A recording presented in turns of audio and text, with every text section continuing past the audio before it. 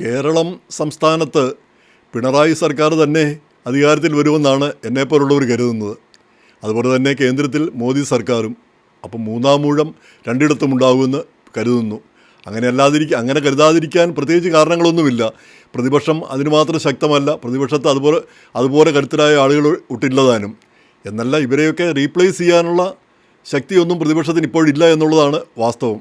അപ്പോൾ കേരളത്തിലെ കാര്യം വരികയാണെങ്കിൽ ഇവിടെ ഇപ്പം ഇലക്ഷൻ വരാൻ പോകുന്നു. പിണറായി ഇടതുപക്ഷം വീണ്ടും ജയിക്കാൻ പോകുന്നു. അപ്പോൾ സാമാന്യ നിലയിൽ ഇടതുപക്ഷത്തെ അനുകൂലിക്കുന്ന ആളുകൾ, അപ്പോൾ ഇടതുപക്ഷത്തെ അനുകൂലിക്കുന്നവരാരാണ്? നമ്മളിൽ മിക്കവരും ഇടതുപക്ഷക്കാരായിരുന്നു കേരളത്തിലായിരുന്നപ്പം. അവിടെ SFIയിൽ പ്രവർത്തിച്ചവരാണ് നല്ലൊരു പങ്ക്. പക്ഷേ നമ്മൾ അമേരിക്കയിൽ വന്നപ്പോൾ നമ്മൾ ആൾ മാറിപ്പോയി. നമ്മളിപ്പം വെനസ്വേലയിൽ അമേരിക്ക ഇടപെട്ടതും മദുരോയെ പിടിച്ചുകൊണ്ട് പോകുന്നതൊക്കെ നമ്മൾ മിക്കവരും അനുകൂലിക്കുന്നവരാണ്. അതുപോലെ തന്നെ ഗ്രീൻലാൻഡ് അമേരിക്കയ്ക്ക് വേണമെന്ന് പ്രസിഡന്റ് ട്രംപ് ആവശ്യപ്പെട്ടപ്പോൾ അത് വേണമെന്ന് തന്നെയാണ് നമ്മളൊക്കെ കരുതുന്നത്. അത് നമ്മുടെ ഒരു അവകാശമാണെന്ന്. അപ്പോൾ നമ്മൾ സ്ഥലം മാറുമ്പോഴത്തേക്ക് നമ്മളും മാറിപ്പോകുന്നു. ഇതിനെപ്പറ്റി പ്രസിദ്ധമായ ഒരു മാർക്സിയൻ തിയറിയുണ്ട്, പലർക്കും അറിയാവുന്നതായിരിക്കും. അതായത് നമ്മുടെ ചിന്തകളെ നിയന്ത്രിക്കുന്നത് നമ്മളല്ല, മറിച്ച് സാമൂഹ്യമായ നിലനിൽപ്പാണ് നമ്മുടെ ചിന്തകളെ നിയന്ത്രിക്കുന്നത്. അതനുസരിച്ച് അമേരിക്ക എന്ന സമൂഹത്തിൽ വന്നപ്പോൾ നമ്മുടെ ചിന്തകളും മാറിപ്പോയി. നേരെ മറിച്ച് കേരളത്തിലായിരുന്നപ്പോഴോ ചിരിയിൽ സാൽവദോർ അലൻ്റെ അമേരിക്ക സ്ഥാനഭ്രഷ്ടനാക്കിയത് അതിഭയങ്കര ക്രൂരതയായിട്ടാണ് നമ്മളൊക്കെ അവിടെ കണക്കാക്കിക്കൊണ്ടിരുന്നത്. പക്ഷേ ഇവിടെ ഇപ്പം മദൂരോയെ സ്ഥാനഭ്രഷ്ടനാക്കിയതിൽ നമുക്ക് വലിയ വിഷമമൊന്നും തോന്നുന്നില്ല. എന്നല്ല, ഇറാനിട്ട് ഒരു പൊട്ടീര് കൊടുക്കാൻ പോകുന്നതിലും നമുക്ക് വലിയ വിഷമമൊന്നും തോന്നുന്നില്ല. അപ്പം അങ്ങനെ നമ്മുടെ ചിന്താഗതിയും മാറിപ്പോകുന്നു. പക്ഷേ ഇങ്ങനെയൊക്കെ ചിന്താഗതികൾ മാറുന്നുണ്ടെങ്കിൽ കൂടി അടിസ്ഥാനപരമായൊരു കാര്യമുണ്ട്. നമ്മളിൽ പലരും ആഗ്രഹിക്കുന്ന ഇടതുപക്ഷം എന്ന ഒരു സങ്കല്പം. ഇടതുപക്ഷം എന്നുള്ളതൊരു രാഷ്ട്രീയമോ അല്ലെങ്കിൽ സാമ്പത്തികമായ ഒരു സങ്കല്പം മാത്രമല്ലത്. അതൊരു മാനുഷികതയുടെ, മനുഷ്യത്വത്തിൻ്റെ ഒരു സങ്കല്പം. മനുഷ്യരെല്ലാം തുല്യരാണ്. എല്ലാ മനുഷ്യർക്കും അവസരങ്ങൾ കിട്ടണം. എല്ലാവർക്കും ജീവിക്കാനുള്ള സ്ഥിതി ഉണ്ടാവണം. ആ സാഹോദര്യം, അങ്ങനെ ഒരു കാലം. അതിപ്പം എല്ലാവരും ഇപ്പം അമേരിക്കയിൽ ബിൽ ഗേറ്റ്സും ഞാനും തുല്യരാകണമെന്ന് എനിക്ക് ഒരിക്കലും ആഗ്രഹമില്ല. എന്ന് മാത്രമല്ല, ഈ ആമസോൺ, അദ്ദേഹവും ഞാനും ഒരേ കാലത്താണ് വെബ്സൈറ്റ് തുടങ്ങുന്നത്. ആമസോൺ വെബ്സൈറ്റ് തുടങ്ങുന്നതും ഈ മലയാളി വെബ്സൈറ്റ് തുടങ്ങുന്നതും ഒരേ കാലത്താണ്. പറഞ്ഞിട്ട് വല്ല കാര്യമുണ്ടോ? അപ്പോൾ അതുകൊണ്ട് ഈ കമ്പാരിസൻ്റെ പ്രശ്നം ഉദിക്കുന്നില്ല. പക്ഷേ നമുക്കും ജീവിക്കാനുള്ള അവസരം ഉണ്ടായാൽ മതി. നമുക്കും ജീവിക്കാനും ചികിത്സയ്ക്കും പഠിക്കാനും ഒക്കെയുള്ള സൗകര്യങ്ങളുണ്ടായാൽ മതി. മറ്റവന് കൂടുതൽ കിട്ടുന്നതിൽ നമുക്ക് പ്രശ്നമൊന്നുമില്ല. ഇപ്പം ചൈനയിൽ അതൊക്കെ തന്നെയാണ് നടക്കുന്നതെന്ന് തോന്നുന്നു. ഇപ്പം ജാക്മ ലോകത്തിലെ ഏറ്റവും വലിയ കോടീശ്വരരിൽ ഒരാളാണ്. അപ്പോൾ അയാൾക്ക് അത്രയും കോടീശ്വരനാകാൻ ഒരു കമ്മ്യൂണിസ്റ്റ് രാഷ്ട്രത്തിൽ കഴിയുന്നു. അപ്പോൾ എല്ലാവരും തുല്യരല്ല എന്നർത്ഥം. അവിടെയും ആ കമ്മ്യൂണിസം അല്ലെങ്കിൽ ഓരോരുത്തരുടെ മെറിറ്റ് കൊണ്ടും കഴിവുകൊണ്ടും ഓരോരുത്തർ ഉയർന്നു പോകുന്നു. പക്ഷേ അതുകൊണ്ട് മറ്റുള്ളവർ അടിച്ചമർത്തപ്പെടണം, മറ്റുള്ളവരെ ചൂഷണം ചെയ്യണം എന്നുള്ള ആ സ്ഥിതിയാണ് മാറേണ്ടത്. അത് നമുക്ക് അംഗീകരിക്കാനാവില്ല. അപ്പോൾ ഇടതുപക്ഷം പ്രതിദാനം ചെയ്യുന്നത് അങ്ങനെയുള്ളൊരു മാനുഷിക മുഖം, മനുഷ്യത്വത്തിൻ്റെ ഒരു ശബ്ദമായിട്ടാണ് ഇടതുപക്ഷത്തെ നമ്മൾ എപ്പോഴും കാണുന്നത്. അപ്പോൾ കേരളത്തിലെ കോൺഗ്രസ് വോട്ടും ഇടതുപക്ഷം തന്നെയാണ്. വാസ്തവം പറഞ്ഞാൽ ഒരു കാലത്ത് കോൺഗ്രസ്സുകാരേക്കാൾ ശൗര്യമായിരുന്നു KSUക്കാർക്ക്. ഇന്ന് അവരെ കാണാനില്ല എന്നുള്ളത് മറ്റൊരു കാര്യം. ഓക്കെ, കേരളത്തിൽ കോൺഗ്രസ് ആയാലും കമ്മ്യൂണിസ്റ്റ് ആയാലും എല്ലാം ഏകദേശം ഒരേ രീതിയിൽ ചിന്തിക്കുന്ന ആളുകളാണ്. അങ്ങനെയെല്ലാം നമുക്ക് പറയേണ്ട ഒരു കാര്യവുമില്ല. എല്ലാം ഇടതുപക്ഷ മുഖമുള്ളവർ തന്നെയാണ്. പക്ഷേ എങ്കിലും കമ്മ്യൂണിസ്റ്റ് പാർട്ടി പ്രതിദാനം ചെയ്യുന്ന ഇടതുപക്ഷത്തിന് വലിയ പ്രത്യേകതകളുണ്ട്. ഒന്ന്, അതിൻ്റെ ചരിത്രപരമായ ഒരു പ്രത്യേകത. കാരണം കേരളം നമുക്കറിയാം, സ്വാമി വിവേകാനന്ദൻ ഭ്രാന്താലയം എന്ന് വിളിച്ചുവെങ്കിൽ ഇന്നാരും ഭ്രാന്താലയം എന്ന് വിളിക്കുകയില്ല. എത്രയാണ് 100-125 വർഷം കഴിഞ്ഞതേ ഉള്ളൂ. 125 ആയിട്ടില്ല. 100-125 വർഷം കഴിഞ്ഞിരിക്കുന്നു. അപ്പോൾ ഈ മാറ്റം കേരളത്തിലുണ്ടായത് നമ്മുടെ ആ സാമൂഹ്യ ചുറ്റുപാടുകളെല്ലാം തട്ടിമറിച്ച് പുതിയൊരു വ്യവസ്ഥിതി ഉണ്ടാക്കിക്കൊണ്ടുവന്നത്, അതിലെ ഏറ്റവും വലിയ പങ്ക് വഹിച്ചത് കമ്മ്യൂണിസ്റ്റ് പാർട്ടി തന്നെയാണ്. കേരളത്തിലെ കമ്മ്യൂണിസ്റ്റ് പാർട്ടി അവരാണ് കേരളത്തെ ഉടച്ചു വാർത്തത്. ആ കേരളത്തിൽ പുരോഗമന ചിന്താഗതി ഉണ്ടാക്കിയതും എല്ലാവരും തുല്യരാണെന്നുള്ള ആശയം കൊണ്ടുവന്നതും അടിച്ചമർത്തലൊന്നും പറ്റില്ല എന്ന് കൊണ്ടുവന്നതും അങ്ങനെ നാനാതരത്തിലുള്ള നന്മകൾ കൊണ്ടുവന്നത്.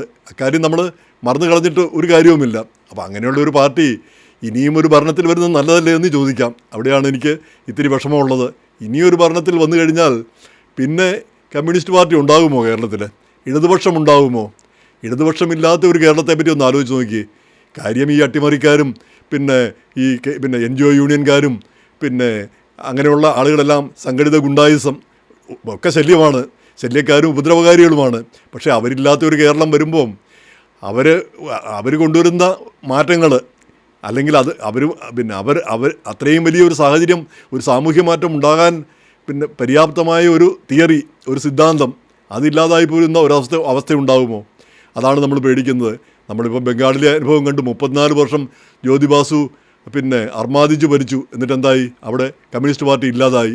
കേരളത്തിൽ ഇല്ലാതാവും എന്ന് നമുക്ക് പറയാൻ പറ്റില്ല. പക്ഷേ ഒരു ഭരണം കൂടെ കഴിഞ്ഞ് കഴിയുമ്പോൾ മിക്കവാറും അതിൻ്റെ കാലം അവസാനിച്ച് കഴിയും.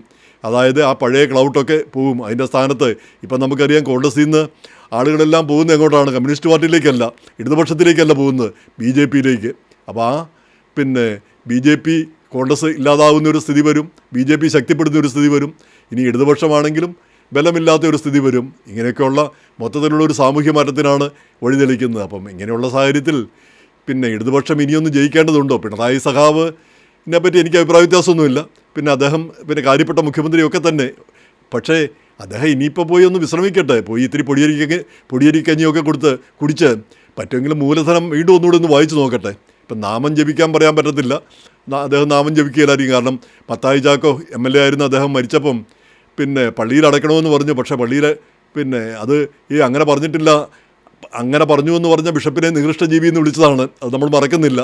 അപ്പം മതപരമായിട്ട് അദ്ദേഹത്തിനൊരു ബന്ധം കാണാൻ വഴിയില്ല. നാമം ജപിക്കേണ്ട, മൂലധനം ഒന്ന് വായിച്ചാൽ മതി. അതുപോലെ എം വി ഗോവിന്ദൻ സഖാവ് ഇത്തിരി തമാശകളൊക്കെ ഒന്ന് കുറച്ച് ഒരു അപ്പം ചൂടാനോ അല്ലെങ്കിൽ അങ്ങനെയൊക്കെയുള്ള കാര്യങ്ങളിലേക്കൊന്ന് മടങ്ങട്ടെ. ഈ സഖാക്കന്മാർ ഇങ്ങനെ അധികാരത്തിലിരിക്കുമ്പോൾ നമുക്കറിയാം ഇവർക്കൊക്കെ ഭരണം ഒന്നുകൂടെ വേണം.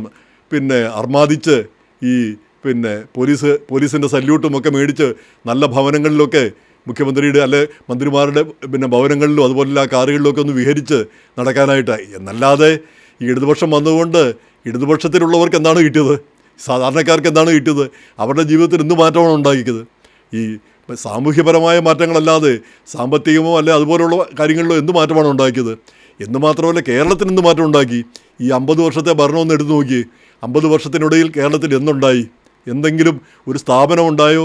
ഒരു 10 പേർക്ക് ജോലി കൊടുക്കുന്ന എന്തെങ്കിലും ഒരു സംവിധാനം ഉണ്ടായോ?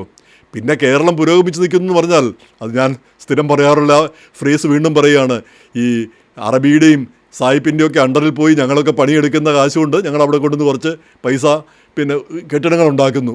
ഈ കെട്ടിടങ്ങളിലെല്ലാം ഭാരം കൊണ്ട് കേരളം എന്നാണോ ഇടിഞ്ഞു വീഴുന്നത്? അതാണ് എനിക്കിപ്പോൾ തോന്നുന്നത്. ഇത്രയധികം കെട്ടിടങ്ങൾ അവിടെ ഉണ്ടാകുന്നു. ഇതല്ലാതെ കേരളത്തിൽ എന്ത് കുന്തമാണ് ഉണ്ടായത് ഈ 50 വർഷത്തിനുള്ളിൽ? നമുക്ക് എടുത്തു പറയാവുന്ന ഒരു കാര്യം ഉണ്ടായത്. അപ്പോൾ അങ്ങനെ കേരളത്തിനൊരു മാറ്റമോ ഒരു പുരോഗതിയോ ഉണ്ടാക്കാനായിട്ട് ഇവർക്ക് ആർക്കും കഴിഞ്ഞിട്ടില്ല.